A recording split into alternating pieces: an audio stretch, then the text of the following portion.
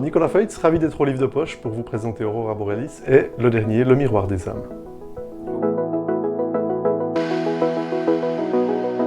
Alors Le miroir des âmes part sur une double intrigue, un attentat en ville de Neuchâtel, qui est ma ville, avec un procureur qui se réveille à l'hôpital, victime de cet attentat, et parallèlement un tueur en série, qui est surnommé le Vénitien, parce qu'il coule du verre de Murano en fusion dans la gorge de ses victimes.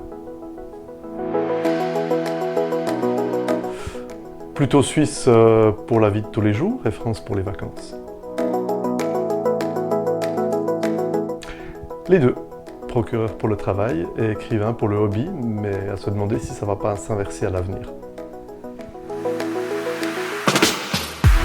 Alors clairement polar, j'ai d'ailleurs très peu le temps de lire, et quand j'ai le temps de lire, c'est du polar. Clairement Granger, je suis fan d'auteurs français et nordiques, très peu d'auteurs américains. Alors les deux, dans mes polars, je mêle fiction et réalité, la réalité de mon travail, des procédures et la fiction pour les rebondissements, c'est ce qui me tient à cœur, l'action, le suspense.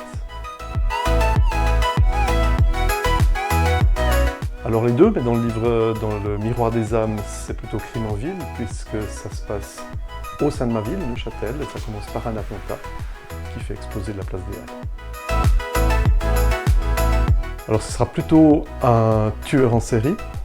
On partira plutôt sur la psychologie d'une personne qui enlève des gens.